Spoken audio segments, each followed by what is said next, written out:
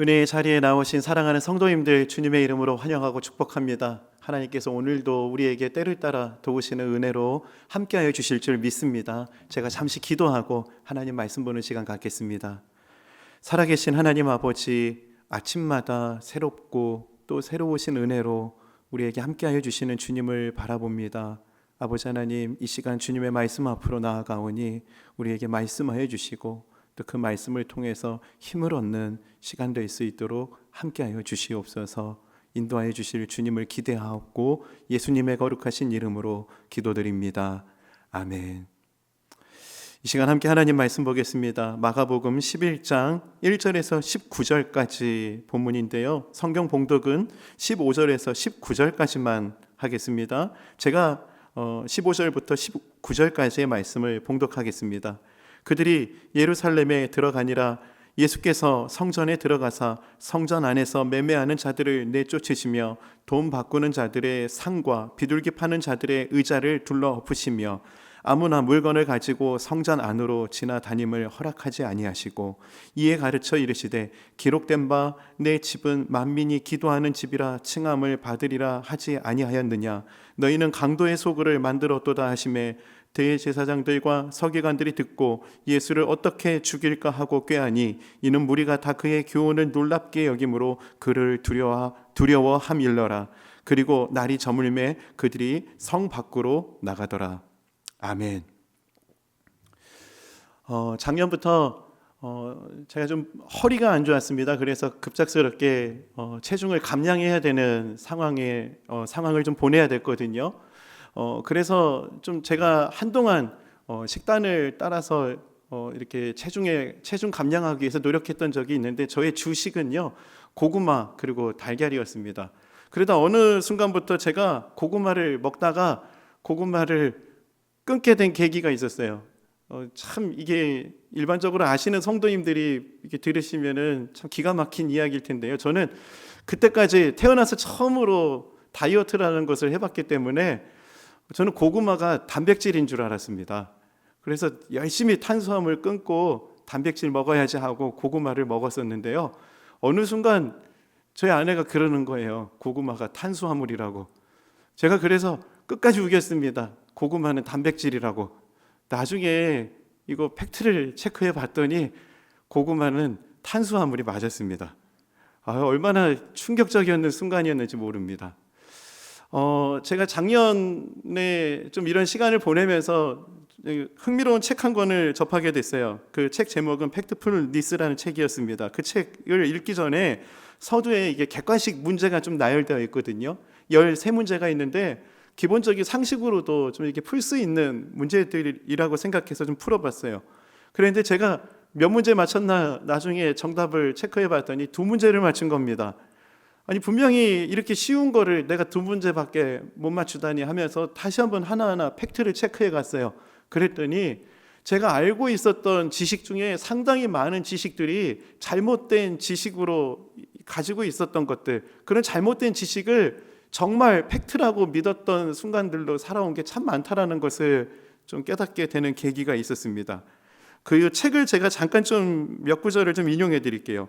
세상에 대한 무지가 왜 이렇게 널리 퍼졌고 왜 이렇게 집요할까? 지식이 적극적으로 잘못되었을 때만 가능한 일이다. 사람들은 세상에 대해 생각하고 추측하고 학습할 때 끊임없이 그리고 직관적으로 자신의 세계관을 참고한다. 그래서 세계관이 잘못되면 체계적으로 잘못된 추측을 내놓는다. 이게 잘못된 추측을 내놓는 수준에서 끝나는 게 아니라 잘못된 추측이 곧 팩트라고 믿게 되는 상황으로 살아가는 경우들이 너무 많다는 겁니다. 마치 고구마가 단백질이야 라고 믿으면서 살아갔던 것처럼 많은 사람들이 잘못된 정보를 팩트라고 믿으면서 그렇게 순간순간을 살아가는 사람들이 많다는 것이죠. 이걸 우리 신앙에도 한번 접목해 볼까요? 하나님을 믿는다라고 하면서도요, 우리는 너무나 많은 잘못된 선입견과 어떤 주관적인 경험들을 통해서 그것들을 팩트라고 믿고 그런 잘못된 정보들을 적극적으로 축적해 가면서 그 잘못된 정보가 진짜의 확신으로 자리에 서게 되는, 자리에 있지는 않은가 하는 것들을 좀 오늘 말씀을 통해서 우리가 좀 점검해 보는 시간이 되었으면 좋겠습니다. 오늘 본문을 살펴보면 당시 유대인 그리고 제자들이 예수님에 대한 잘못된 이해를 갖게 된 것도 이와 같은 이치가 아닌가 하는 것을 생각해 보게 돼요. 그래서 오늘 말씀을 통해서 우리가 잘못된 신앙 선입견으로 잘못된 정보를 계속해서 진짜라고 믿으며 축적해가고 있는 것은 아닌가, 이것들을 돌아볼 수 있는 두 가지 중요한 질문을 좀 한번 던져보고 하나님의 은혜를 구하는 시간을 가졌으면 좋겠습니다. 첫 번째 질문입니다. 잘못된 신앙 선입견에서 벗어나기 위한 두 가지 질문 중 첫 번째, 주님은 내가 원하는 왕이신가? 나를 다스리시는 왕이신가? 내가 원하는 왕, 나를 다스려 주실 왕, 이것에는 너무나 큰 차이가 있다는 것입니다. 스가랴 선지자가 예언했던 모습 그대로 예수님께서 예루살렘 성전에 입성하십니다. 오늘 본문은 예수님께서 나귀 새끼를 타고 예루살렘으로 입성하는 장면을 기록하고 있습니다. 예수님께서 나귀 새끼를 타고 예루살렘으로 입성하실 때 사람들의 반응이 이렇게 묘사되어 있습니다. 이렇게 기록되어 있습니다. 마가복음 11장 8절에서 9절입니다. 많은 사람들은 자기들의 겉옷을, 또 다른 이들은 들에서 벤 나뭇가지를 길에 펴며 앞에서 가고 뒤에서 따르는 자들이 소리 지르되 호산나 찬송하리로다 주의 이름으로 오시는 이여. 오늘 본문에서 언급된 벤 나뭇가지는 요한복음에서는 종려나뭇가지로 상세하게 기록되고 있습니다. 흥미로운 것은요, 이 종려나뭇가지는 6월절, 예수님이 예루살렘 성전으로 입성하신 그때가 6월절이거든요. 이 6월절과는 전혀 상관없는 나뭇가지라는 거예요. 이 종려나뭇가지가 쓰여졌던 유대의 절기는요, 바로 장막절이었습니다. 장막절에 사용하는 이 종려나무, 이 나뭇가지를 들고 흔들었다. 6월절에 좀 뭔가 이게 절기상 맞지 않는 상황이에요. 그러면서 왜 그러했는가라는 것들을 좀 한번 그 당시의 문헌들을 관심을 갖고 좀 추적해 보았습니다. 이와 관련해서 백석대학교 류호준 교수님께서요, 신구약 중간사 이 부분들을 인용하시면서 이렇게 말씀하십니다. 군중들이 예루살렘 성 안으로 입성하시는 예수를 향해 종려나무 가지를 흔드는 모습은 이번이 처음이 아니었습니다. 유다 마카비와 그의 군대들이 예루살렘으로 입성할 때 무리들은 손에 종려나무 가지를 들고 환호하며 개선 장군과 그의 군대를 영접했습니다. 예전에 마카비 왕이라고 하는 왕이 있었는데 예루살렘 잃었던, 빼앗겼던 예루살렘 성전을 다시 함락하고 정복하고 회복하고 승리할 때, 그 개선 장군했던 그 왕을 맞이할 때 사람들이요, 그 종려나무 가지를 들고 호산나는 아니었죠. 종려나무 가지를 들고 왕이 오신다라고 하면서 그 마카비 왕을 맞이했다는 거예요. 그런 똑같은 광경이 다시 한번 연출되는데, 이번에는 마카비 왕이 아니라 바로 예수 그리스도가 예루살렘 성전으로 입성하실 때 이와 동일한 모습이 펼쳐지고 있다는 것입니다. 예루살렘 백성들은 아마 이런 기대를 가지고 외쳤을 거예요. 로마로부터 정치적인 독립 그리고 승리하실 그 메시아, 그 메시아로서 그 예수님을 향해서 호산나라는 것을 외치고 있습니다. 그런데 여러분, 예수님께서는 예루살렘 성전으로 입성하시는 그 이유가 무엇이죠? 호산나, 그 승리를 향해서 갔던 것이 아니라 십자가를 향해서 그 길을 걸어가고 계셨던 것입니다. 오늘 우리도 당시 예루살렘에 있었던 이스라엘 백성들과 같이 그렇게 우리가 믿는 예수님에 대한 그런 오해를 가지고 예수를 믿고 있는 것은 아닌가 하는 것들을 한번 질문해 보는 시간을 좀 가졌으면 좋겠습니다. 정치적인 독립으로서의 왕, 정말 호산나, 정치적인 독립시켜 주실 왕이 오신다. 호산나, 호산나, 우리를 구원하소서. 이 우리를 구원하소서라는 이 뜻 이면의 함축적인 단어는 로마로부터의 정치적인 독립. 근데 예수님께서는 십자가를 통해서 우리를 다스리시고 죄의 결박에서 우리를 끊어내시고 우리를 새롭게 하시는 그 길을 걸어가고 계셨다. 우리가 믿는 하나님은 나의 뜻을 이루기 위한 목적으로서의 하나님이십니까? 아니면은 나를 진짜 다스려 주시길 원하는 그 왕으로서의 하나님이십니까? 나는 정말 내가 이루고자 하는 것을 이룰 수 있는 통로로 예수를 믿는 것인가? 아니면은 나를 다스리고 통치할 왕으로서 예수님을 믿는 것인가? 이 질문을 진지하게 우리 자신에게 돌아봐야 할 것입니다. 이렇게 열렬하게 환호하던 군중들이요, 호산나, 호산나, 나를 구원하소서, 나를 구원하소서라는 그 외침으로 예수님을 맞이하지만 내 뜻대로 이루시지 않는 그 예수님에게 실망하고 그들의 고백은 이렇게 변질됩니다. 십자가에 못 박으라, 십자가에 못 박으라. 혹시 우리가 믿는 하나님, 그 하나님은 내 뜻을 이루어 주실 하나님으로서 그 하나님을 믿는 것인가? 아니면 나를 다스려 주실 주님, 내 삶을 통치하시고 이끌어 주실 목자로서 왕으로서의 그 하나님을 믿는 것인가? 이것을 우리 스스로에게 진지하게 질문할 수 있는, 또 그것을 돌아볼 수 있는 하루가 되기를 소망합니다. 우리가 또 우리의 선입견을 또 벗어버리기 위해서 질문해야 될 두 번째 질문이 있습니다. 나에게는 내가 곧 교회라는 인식이 있는가? 라는 질문을 던져봐야 됩니다. 예수님께서 이렇게 호산나라는 외침을 받으며 예루살렘 성전에 들어가시면서 첫 번째로 갔던 곳이 바로 성전이었습니다. 성전에 들어가셔서 가장 먼저 하셨던 일들은 매매하는 자들을 내쫓으시고 이방인들 뜰에서 매매하는 자들을 내쫓으시고 상을 엎으시고 그런 일들을 하십니다. 당시에 그 왜 이방인의 뜰에서 이렇게 재물들을 매매하는 일이 있었는가 하는 문헌들을 찾아보았어요. 보니까 예수님 하나님 앞에 제사를 드리기 위해서는 흠없는 제물을 드려야만 했다고 합니다. 먼 거리에서 살아가던 이스라엘 백성들이 먼 거리에서 가축들을 끌고 먼 길에서 예루살렘으로 오는 그 과정 중에 그 가축이 재물이 병에 걸리고 또 상하기도 하고 이런 일들이 자주 발생했다는 것입니다. 그러다 보니 이런 사람들을 배려하기 위해서 그 성전에서는 재물을 판매하는 시스템을 두었다라고 합니다. 그런데 당시 대제사장 가야바와 그의 장인 안나스는 그 재물들을 판매할 때 그 재물에 비싼 가격을 붙여서 불의한 부를 축적했고요. 이방인의 돈을 거래할 수 없다는 규칙을 만들어서 이스라엘 화폐로 환전을 하게 하면서 소위 오늘날 말하면 환칙이죠. 이런 식의 방법으로 부득이하게 불의를 축적해 갔다라고 합니다. 이런 불의가 가득했다는 거예요, 성전 안에. 정말 당시의 종교 지도자들의 정말 이 물질에 대한 탐욕과 정말 시장이 되어버린 그 예루살렘 성전 안의 그 광경들, 그 모습을 보시면서 예수님은 성전에 들어가시면서 가장 먼저 이런 일을 행하시는 것입니다. 오늘 본문 15절 16절입니다. 그들이 예루살렘에 들어가니라. 예수께서 성전에 들어가사 성전 안에서 매매하는 자들을 내쫓으시며 돈 바꾸는 자들의 상과 비둘기 파는 자들의 의자를 둘러 엎으시며 아무 물건을 가지고 성전 안으로 지나다님을 허락하지 아니하시고. 오늘 본문을 보는데 당시 종교 지도자들의 이 타락한 모습이 그냥 옛날 일로만 여겨지지가 않았습니다. 오늘날 우리 주변에서도 너무나 많이 볼 수 있는 모습이었어요.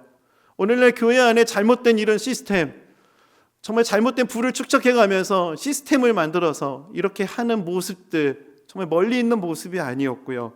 그러면서 오늘날의 타락한 한국교회, 타락한 교회 이런 모습들을 많이 생각하던 중에 사도 바울의 한 외침이 제 마음 가운데 울려졌습니다.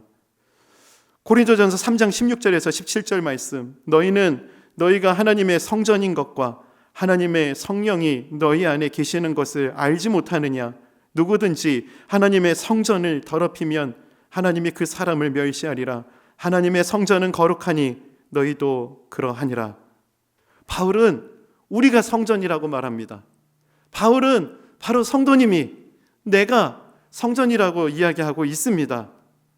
예루살렘 성전, 그 시장이 되어버린 예루살렘 성전이 문제가 아니라 오늘 말씀을 통해서 우리 자신에게 적용해보는 시간이 되었으면 좋겠습니다. 하나님의 성전으로 세워진 바로 나 자신은 내 안에 이 성전 안에는 정말 그런 시장에서 그렇게 잘못된 불의를 축적하는 욕망으로 가득 차 있는 것은 아닌가?